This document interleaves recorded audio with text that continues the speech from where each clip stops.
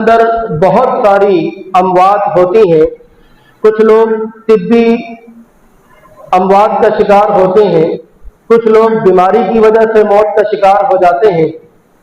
الغرض مختلف قسم کی اموات ہمارے سامنے آتی ہیں، لیکن ان تمام اموات میں سے جو سب سے بہترین موت ہے وہ شہید کی موت ہے. اور پھر شہید کے حوالے سے بھی مختلف قسم کی اقسام ہیں. کوئی ڈوب کے مر جائے تو وہ بھی شہید ہے، دب کے مر جائے وہ بھی شہید ہے، جل کے مر جائے وہ بھی شہید ہے، پیٹ کی بیماری سے مر جائے تو وہ بھی شہید ہے. لیکن ان تمام شہداء میں سے جو سب سے افضل ترین شہید ہے وہ اللہ رب العالمین کی راہ میں لڑنے والا شہید ہے. جناب محمد الرسول اللہ صلی اللہ تعالی علیہ وسلم کا فرمان ہے، فرمایا کہ الشہید هو اعظم منزلۃ عند اللہ یغفر له عند اول قطرۃ، کہ شہید کو اللہ رب العالمین نے وہ مقام عطا کیا ہے، وہ رتبہ عطا کیا ہے کہ اس کا خون کا ایک قطرہ زمین پر گرنے سے قبل اللہ رب العالمین اس کی مغفرت فرما دیتا ہے. یہ شہید کو فضیلت حاصل ہے کہ اس کا خون کا قطرہ زمین پر گرے، اس سے پہلے اللہ رب العزت اس کی مغفرت فرما دیتے ہیں اور جنت کے اندر اسے اس کا مقام بھی دکھا دیا جاتا ہے، رتبہ بھی دکھا دیا جاتا ہے. اس کے علاوہ شہید کے اوپر 5 سے 6 انعام اور اکرام اور کیے جاتے ہیں. نمبر 1 اس کی مغفرت کر دی جاتی ہے. نمبر 2 عذاب قبر سے اسے محفوظ کر لیا جاتا ہے.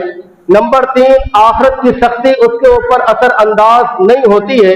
نمبر 4 ایمان کا تاج اس کے سر پر رکھا جاتا ہے. اور نمبر 5 اسے شفاعت کا حق بھی دے دیا جاتا ہے کہ وہ اپنے خاندان کے 70 افرادوں کی سفارش کرے. یہ اللہ رب العالمین ایک شہید کو جو تحفہ یہ ساری چیزیں اس کو اعزاز کے طور پر دی جاتی ہیں. سامعین محترم، دنیا کے اندر جتنی بھی اموات ہیں وہ ساری کی ساری اموات درد پر مبنی ہے، تکلیف پر مبنی ہے.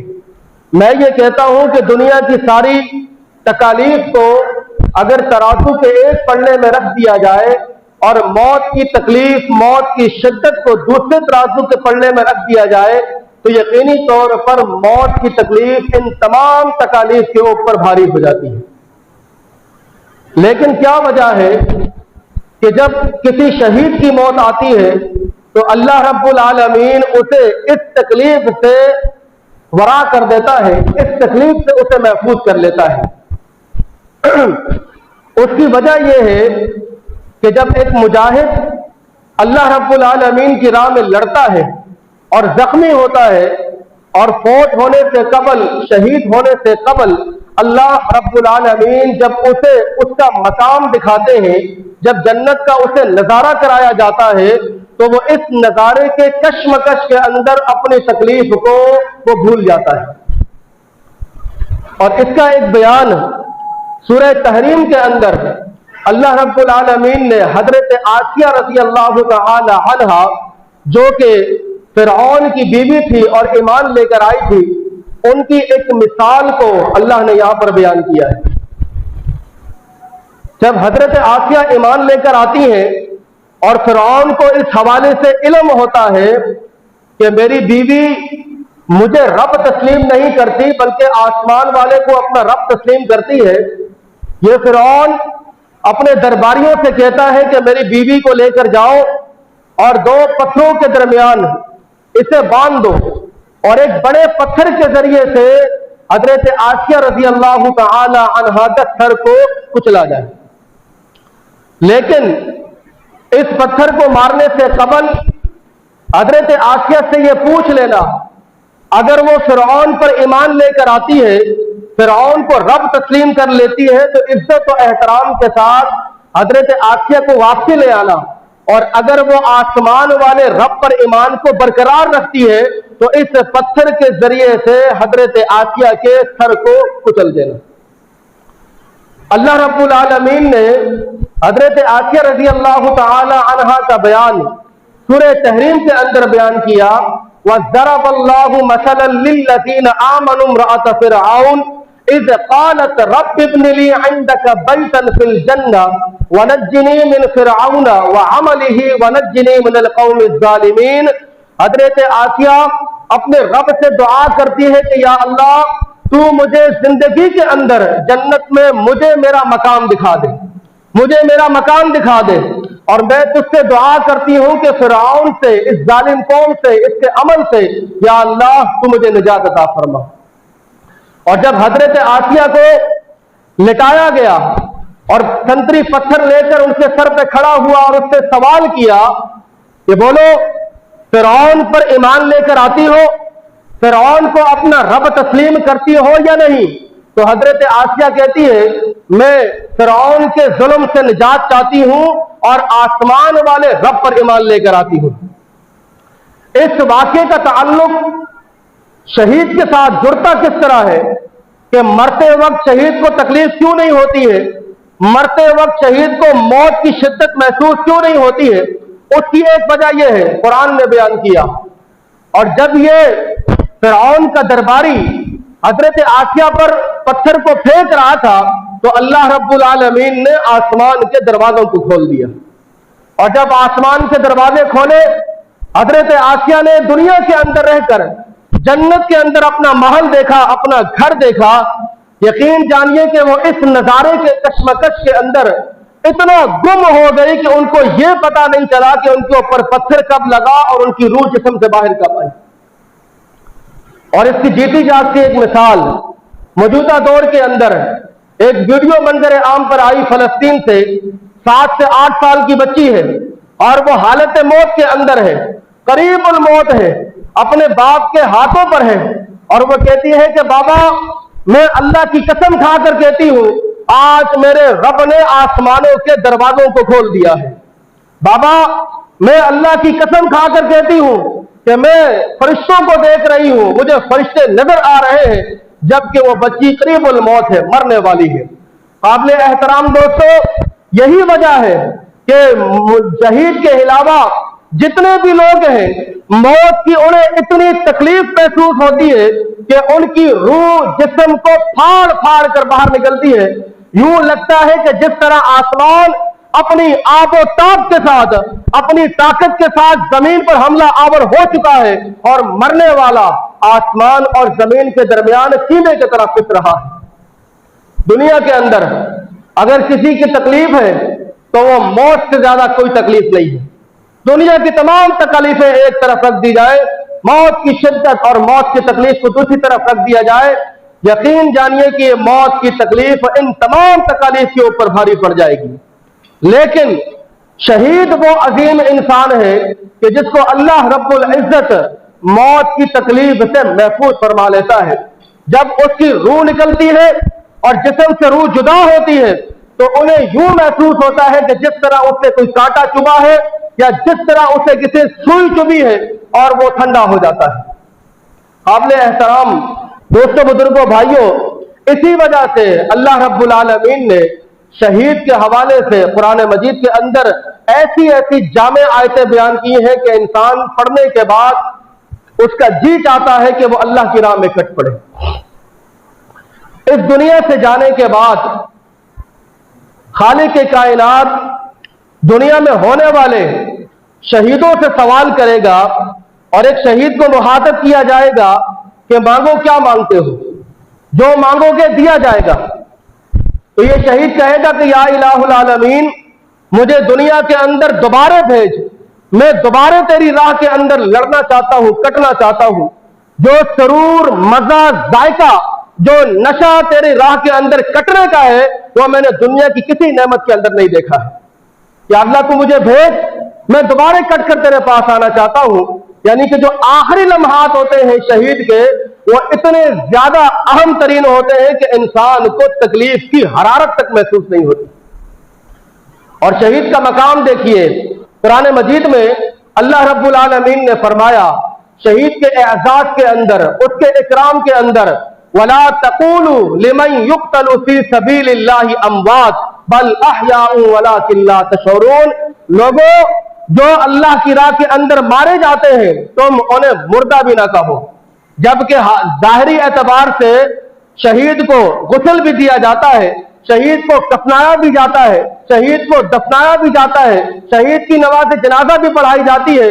وہ تمام کام جو عام مردے کے ساتھ کیے جاتے ہیں وہ شہید کے ساتھ بھی کیے جاتے ہیں، لیکن یہ شہید کا رتبہ ہے، اس کی یہ فضیلت ہے، اس کی یہ عظمت ہے کہ اللہ رب العالمین نے اسے مردہ کہنے سے بھی منع کیا ہے۔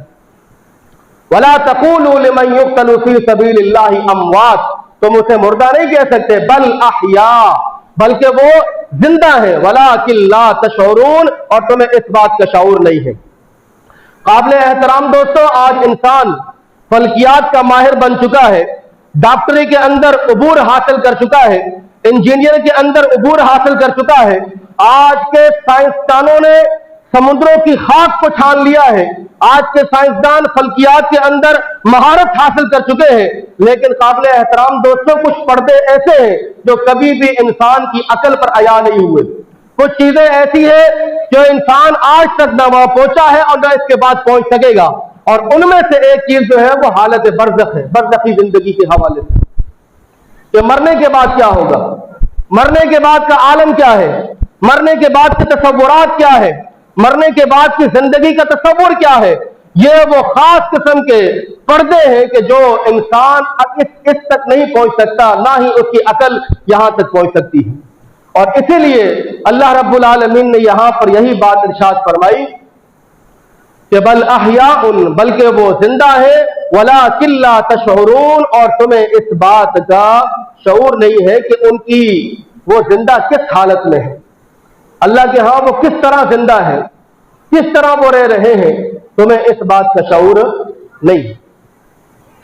تو قابل احترام دوستوں، بزرگوں، بھائیوں، اللہ رب العالمین نے شہید کا رتبہ قرآن مقدس کے اندر بے شمار مقامات پر بیان فرمایا ہے، بلکہ حضرت انس رضی اللہ تعالی عنہ کی یہاں پر ایک حدیث بھی ہے، اور وہ حدیث یہ ہے کہ حضرت انس رضی اللہ تعالی عنہ بیان کرتے ہیں کہ جناب محمد الرسول اللہ صلی اللہ علیہ وسلم فرماتے ہیں کہ اللہ کے سامنے شہید کو پیش کیا جائے گا، اور وہ اس بات پر ضد کرے گا کہ یا اللہ تو مجھے دنیا کے اندر دوبارہ بھیج، میں اس لذت کو دوبارہ حاصل کرنا چاہتا ہوں۔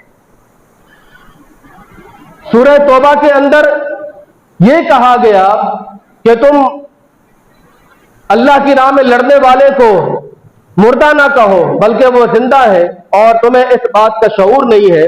یہ بات قرآن مقدس کے اندر شہید کے اعزاز اور اکرام کے اندر کی ہے۔ اس کے علاوہ ایک اور آیت کریمہ ہے سورہ ال-عمران کی، جس میں اللہ رب العالمین نے رزق کے حوالے سے بات کی۔ قرآن کہتا ہے کہ وَلَا تَحْسَبَنَّ الَّذِينَ قُتِلُوا فِي سَبِيلِ اللَّهِ أَمْوَاتٌ بَلْ أَحْيَاءٌ عِندَ رَبِّهِمْ يُرْزَقُونَ۔ بھائیوں ذرا اس آیت کو سمجھے گا۔ پہلی آیت کے اندر کہا کہ تم اللہ کی راہ میں لڑنے والوں کو مردہ نہ کہو، بلکہ وہ زندہ ہے، تمہیں اس بات کا شعور نہیں ہے۔ اب اس آیت کے اندر اللہ فرماتے ہیں کہ تم اللہ کی راہ میں لڑنے والوں کے حوالے سے یہ گمان بھی نہ کرو کہ وہ حالت مردہ ہے، تم یہ گمان نہ کرو کہ وہ حالت مردہ ہے، بلکہ بل احیاء عند ربهم يرزقون، بلکہ وہ زندہ ہے اللہ رب العالمین کے ہاں، اور انہیں رزق پیش کیا جاتا ہے، انہیں رزق سے نوازا جاتا ہے۔ اب یہ رزق کس طرح دیا جائے گا؟ جبکہ دنیا کے اندر جس انسان کا انتقال ہو جاتا ہے، چاہے وہ طبی موت ہو، چاہے وہ شہادت کی موت ہو، مرنے کے بعد ہم دیکھتے ہیں کہ مرنے والا دوسروں کا محتاج ہو جاتا ہے، نہ وہ غسل کر سکتا ہے، نہ وہ کفن پہن سکتا ہے، نہ وہ خود دفن ہو سکتا ہے، نہ وہ اپنا جنازہ پڑھ سکتا ہے۔ ہم دیکھتے ہیں کہ چاہے شہید ہو، چاہے طبی موت والا ہو، وہ دوسرے انسان کا محتاج ہو جاتا ہے، لیکن قرآن کہتا ہے کہ عند ربهم يرزقون، وہ اللہ کے ہاں زندہ ہے اور انہیں رزق دیا جاتا ہے۔ اب یہ رزق کس نوعیت کا دیا جاتا ہے، اس کو ذرا سمجھیے گا۔ قابل احترام دوستو، دنیا کے اندر کچھ والدین ایسے ہیں کہ جن کے بچے بلوغت سے پہلے انتقال کر جاتے ہیں، بلوغت سے پہلے فوت ہو جاتے ہیں، 3 سال کی عمر میں، 4 سال کی عمر میں، 5 سال کی عمر میں۔ آپ یقین جانیے کہ ان بچوں کا بچھڑنا والدین کو کس قدر پریشان کرتا ہے، ان کے غم کا، ان کے الم کا، ان کے دکھ کا، ان کے اس احساس کا ہم اندازہ نہیں لگا سکتے۔ والدین کو وہ ایک ایک لمحہ یاد آتا ہے کہ کس طرح انہوں نے اپنے بچے کو اپنے گود میں بٹھا کر دودھ پلایا، روٹی کا لقمہ ان کے ہاتھوں میں تھمایا، اس کے چہرے کو صاف کیا، اس کی پوٹی پیشاب کو صاف کیا۔ وہ ایک ایک چیز والدین کو تکلیف پہنچاتا ہے کہ میرا بچہ اس تکیے پہ سر رکھتا تھا، اس بسترے پہ سوتا تھا، یہاں میرے ساتھ تھا۔ وہ والدین جہاں جہاں پر جاتے ہیں وہ بچے ان والدین کو یاد آتے ہیں، اور ایک طویل عرصے تک وہ بچے والدین کو یوں ہی پریشان کرتے رہتے ہیں، یاد آتے رہتے ہیں۔ کیوں؟ کیونکہ بچے اپنے ماں باپ کو انتہائی عزیز ہوتے ہیں۔ اللہ کے رسول علیہ الصلوۃ والسلام کا فرمان کہ جن لوگوں کے بچے بلوغت سے پہلے دنیا فانی کو چھوڑ کر جا چکے ہیں، اپنے ماں باپ کو افسردہ کر کے جا چکے ہیں، غم میں مبتلا کر کے جا چکے ہیں، وہ گھبرائے نہیں، بلکہ ان بچوں کی کفالت کے لیے اللہ رب العالمین نے حضرت ابراہیم علیہ الصلوۃ والسلام کا انتخاب کیا ہے۔ اللہ کے رسول فرماتے ہیں کہ میں نے جنت کے اندر دیکھا کہ ایک شخص ہے اور اس کے سائے کے اندر بہت سارے بچے کثیر تعداد کے اندر موجود ہیں۔ میں نے پوچھا کہ یہ لوگ کون ہیں؟ کہا کہ یہ وہ معصوم بچے کہ جو دنیا کے اندر بلوغت سے پہلے فوت ہو گئے تھے، حضرت ابراہیم علیہ الصلوۃ والسلام کی یہ زیر کفالت ہے۔ اور پھر سوال کیا گیا کہ ان کو رزق بھی دیا جاتا ہے؟ تو اللہ کے رسول کو بتایا گیا کہ حضرت ابراہیم علیہ الصلوۃ والسلام ان چھوٹے منع بچوں کو صبح لے کر نکلتے ہیں اور ان کو کھلاتے ہیں، پلاتے ہیں، اور شام کو واپسی لے کر آتے ہیں۔ عند ربہم یرزقون، کہ وہ لوگ اپنے رب کے ہاں رزق کو پا رہے ہیں۔ اب سوال ذہن میں آتا ہے، نومولود بچہ جس کی عمر 2 سال ہے، 3 سال ہے، جس کے دانت نہیں آئے ہیں، کیا وہ روٹی چبا سکتا ہے؟ کیا وہ پانی پی سکتا ہے؟ کیا وہ کسی چیز کو پکڑ سکتا ہے؟ کیا وہ پھل کھا سکتا ہے؟ قطعی طور پر نہیں کھا سکتا۔ تو پھر کس طرح اللہ کے ہاں انہیں رزق دیا جا رہا ہے، اور عمدہ رزق دیا جا رہا ہے؟ کس طرح رزق پیش کیا جا رہا ہے؟ قرآن نے اسی لیے کہا کہ وَلَٰكِن لَا تَشْعُرُونَ، اگر تم چاند پر پہنچ جاؤ، مریخ پر پہنچ جاؤ، لیکن چند پردے ایسے ہیں کہ جہاں تک تمہاری عقل کام نہیں کر سکتی۔ اور یہی وہ شہید ہے جس کے متعلق اللہ نے فرمایا کہ تم ان کے بارے میں یہ گمان بھی نہ کرو کہ اللہ کی راہ میں یہ مارے جا چکے ہیں، یہ مردہ ہے، نہیں، بلکہ بل احیاء عند ربہم یرزقون، بلکہ یہ اللہ رب العالمین کے ہاں زندہ ہے اور انہیں صبح اور شام رزق پیش کیا جا رہا ہے۔ اور اسی سورہ مبارکہ کے اندر آگے اللہ رب العالمین فرماتے ہیں الا خوف علیہم ولا هم یحزنون۔ قابل احترام دوستوں، بزرگوں، بھائیوں، دنیا کے اندر 2 گروہ ایسے ہیں کہ جن کے اوپر اللہ کا خاص انعام ہے۔ اس بات کو ذرا سمجھے گا، بات کو ختم کرتے ہیں۔ 2 گروہ ایسے کہ جن کے اوپر اللہ کا بڑا انعام ہے، اور یہ خوف اور غم کی بات اللہ رب العالمین نے ان دونوں گروہوں کے لیے کی ہے۔ پہلا گروہ کون سا ہے؟ الذین ينفقون اموالهم باللیل والنہار سرا وعلانیہ لهم اجرهم عند ربهم ولا خوف علیہم ولا هم یحزنون۔ وہ لوگ کہ جو لوگ اپنے مال میں سے دن کے اجالے میں، رات کی تاریکی میں لوگوں کو دکھا کر، لوگوں کو چھپا کر اللہ کی راہ میں خرچ کرتے ہیں، ان کا اجر ان کے رب کے پاس ہے، ان کے اوپر کسی قسم کا خوف اور غم نہیں ہوگا۔ یہ پہلا گروہ۔ اور دوسرا گروہ کون سا ہے؟ دوسرا گروہ وہ ہے کہ جو صرف اللہ رب العالمین کی رضا کے لیے میدان مقتل کے اندر جاتا ہے، اپنے آپ کو زخمی کرواتا ہے، اللہ کے ہاں لڑتا ہے، یہاں تک کہ شہید ہو جاتا ہے۔ اس کے اوپر نہ کسی قسم کا خوف ہے، نہ کسی قسم کا غم ہے۔ بس ان 2 آیت کو سمجھ لیں۔ خوف کس چیز کا نہیں ہے اور غم کس چیز کا نہیں ہے؟ قابل احترام دوستو، دنیا کے اندر سب سے زیادہ المناک، وحشتناک، خوفناک، انسان کے جسم پر لرزہ طاری کرنے والی اگر کوئی جگہ ہے تو وہ ہے قبر۔ قبر ایسی جگہ کہ جہاں پر کوئی آپ کا ساتھ دینے والا نہیں، آپ کا منصب، چاہے آپ وزیر اعظم ہو، چاہے آپ صدر ہو، دنیا کے کسی بھی عہدے پر آپ فائز ہو، قبر میں جانے کے بعد آپ کی شہرت، دولت، طاقت کچھ بھی آپ کے کام آنے والا نہیں۔ قبر ایسی جگہ، اور یہ وہی قبر ہے جو یہ کہتی ہے کہ میں मुर्दों के कफनों को फाड़ देती हूं, मैं हड्डियों को हड्डियों के साथ मिला देती हूं, मैं हड्डियों का चूरमा कर देती हूं। ये वही कब्र है जहां पर रिश्वत नहीं, जहां पर सिफारिश नहीं, जहां पर ताल्लुकात नहीं, जहां पर दोस्ती नहीं, जहां पर कोई किसी के काम आने वाला नहीं, ये वो कब्र है। और इस कब्र के अंदर आपको प्रोटोकॉल के साथ नहीं, आपको फौज लश्कर के साथ नहीं, बल्कि आपको अकेला तने तनहा वहां पर बेयारो मददगार छोड़कर आदि लाद दिया जाएगा, ये वो कब्र। और ये कब्र जिसके मुताल्लिक कहा गया कि मैं सांप और बिच्छुओं का बिछोना हूं, मैं सांप और बिच्छुओं का घर हूं, मैं कीड़ों और मकोड़ों का घर हूं, वो जगह एक लम्हे के लिए, ज्यादा नहीं, सिर्फ एक लम्हे के लिए ये तसव्वुर करके देखिए कि आप अकेले तन्हा इस वक्त आप हालत कब्र के अंदर हैं और आपके ऊपर क्या पेश किया जा रहा है। सिर्फ एक लम्हे के लिए, सिर्फ एक लम्हे के लिए। कब्रिस्तान में हम अकेले जाने से डरते हैं, जबकि हम जिंदा हैं, अकेले फिर भी नहीं जाते, कहीं मुर्दा उठकर हमसे जफ्फी ना मार ले, डर जाते हैं। और आप जरा सोचो, जब आपको कब्र में लटा दिया जाएगा और साथ कोई नहीं होगा, क्या आलम होगा, कैसा खौफ होगा। अल्लाह रब्बुल आलमीन फरमाते हैं कि अला खौफुन अलैहिम वला हुम यहज़नून। दुनिया के अंदर ये चार काम करने वाले और अल्लाह रब्बुल आलमीन की राह के अंदर जिहाद करने वाले, कत्ल होने वालों पर कब्र के मामले का कोई खौफ नहीं हो, किसी किस्म का खौफ नहीं। और दूसरी चीज बयान की गई कि वला हुम यहज़नून, और उन पर किसी किस्म का गम भी नहीं होगा। गम किस चीज का नहीं होगा? गम दुनिया से जानों का नहीं होगा, गम अपनों से बिछड़ने का नहीं होगा, गम मालो असबाब के छिन जाने का नहीं होगा, गम इस दुनिया के अंदर मेहनत करने के बाद फल खाने का नहीं होगा। अल्लाह पाक इससे बेहतर और उम्दा रिज़्क़ अल्लाह पाक अता करने वाले हैं। तो मेरे मोहतरम भाइयों, दोस्तों, बुजुर्गों, अल्लाह रब्बुल आलमीन के यहाँ मकाम और मर्तबा रखने वाला जो दूसरा खुश नसीब है वो है शहीद। और इस शहीद के मुताल्लिक अल्लाह के रसूल अलैहिस्सलातु वस्सलाम फरमाते हैं कि अश-शहीद हुवा अअज़मु मंज़िलतन इंदल्लाहि युग़फ़रु लहू इंद अव्वल क़तरतिन। अल्लाह ने शहीद को वो मकाम अता कर दिया है, वो रुतबा अता कर दिया है कि इसका खून का कतरा जमीन पर गिरे इससे पहले अल्लाह पाक इसकी मग़फ़िरत फरमा देते हैं और यहां तक कि इसको इसका मकाम भी दिखा देते हैं।